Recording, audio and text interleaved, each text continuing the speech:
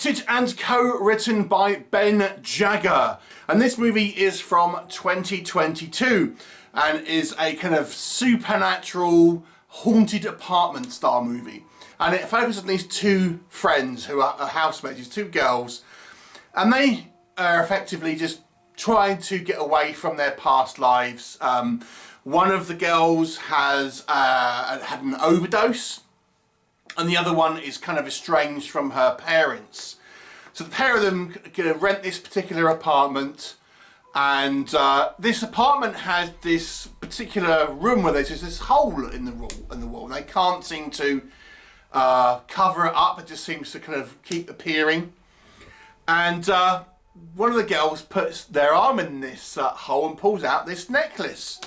And that looks like a lucky find, except it's some type of cursed object. And in fact, this whole apartment seems to have a wretched history that now is coming for both of these young girls. What'll happen? You'll have to watch the movie and find out. So let's discuss Apartment 203. Now, this movie's main plus point, if you ask me, there's two things I would say.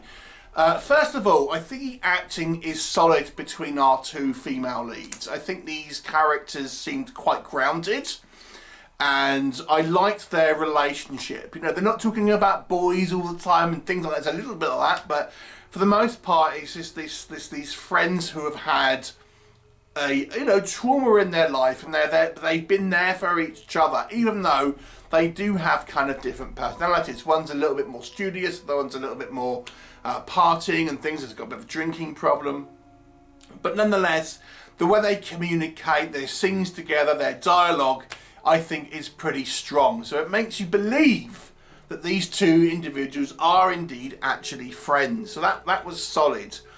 And the other thing I would say that it was this kind of main point of a positive way is I think this movie does have an air of dark, foreboding atmosphere. Because it is somewhat of a slower burn film in many ways, but what the movie does do is having this like, okay, something's not quite right. This apartment, it looks quite nice in some respects. It's got this big stained glass window and everything like that, and with these kind of medieval scene on it, and it looks cool. If you bought a house like that or rented an apartment, you think that's a cool window. But it looks a little gothic-y. It's kind of a little bit of a darker vibe to it, and this hole in the wall and these kind of like shadows that seem to be kind of whipping past and things like that. So I think the movie does a good job of having this kind of creepy, supernatural feeling, this air of unrest, but you don't quite know what it is. You don't quite know what's actually the problem here necessarily, but there's something to do maybe with this particular kind of hole or this necklace that one of them's wearing. So those two things to me, I think that stood out for the film. The story is relatively solid. There's a couple of kind of like side characters, like one of them gets like one of the girls gets like a boyfriend. Again, I quite liked their kind of like relationship, even though he's not on screen all that much. It's kind of like fairly sort of solid in regards to a narrative. I think the narrative kind of sort of makes sense, and it's not like too convoluted or anything like that. It is a slower burn movie, but it kind of, I think, plays up the dramatic areas fairly kind of well. So what doesn't work in this movie, I think this movie maybe leans a little too much into the drama and sacrifices some of the kind of the more overt horror elements to it. The movie is all about atmosphere. I think it does a good job of providing somewhat of a dark and ominous atmosphere, but what it really doesn't have is any kind of like much in the way of payoff moments. It's lots of kind of like set up with very little actually kind of like big moments in the film, and even when we have our climax, I have to say it was somewhat subdued. It could be a budgetary reason, or it could have just been the vision of the creative team behind this movie, but for whatever the reason, I didn't really feel like it paid off all that much. It wasn't particularly kind of outstanding in any way. The best you'll get is a couple of brief CGI effects and a little bit of kind of makeup. And I was like, that's pretty kind of like disappointing for this kind of this build-up that this movie's been kind of like getting to for the whole runtime. And I have to say, it takes its time to get there. It's really an hour and 20 minutes, hour and 15 minutes until you really get much in the way of actual kind of horror elements in this movie. So it's quite a long time. And the movie's not a complex film, as I've said, so it doesn't really, you know, it's not exactly, there's lots of stuff kind of going on. It just is maybe a little bit too slow and kind of feather things a little earlier, I feel, to make this have a little bit more bang for its buck. Now, the story that we do get, I think, is fine, but it is somewhat kind of typical, I would suggest.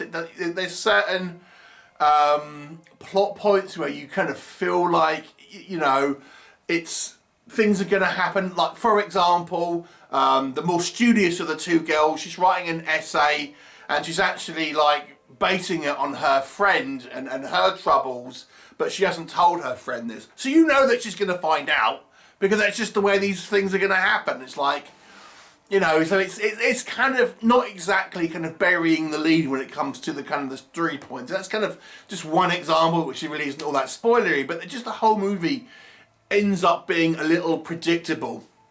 Now, we do have a kind of a villain in this movie, an antagonist, but boy, this was the weakest part of the movie, because very disappointing, and we get like a massive exposition dump and monologue from our villain, our antagonist, that was just so stupid. It was just like, this is the one point of the movie where I really feel it dropped the ball.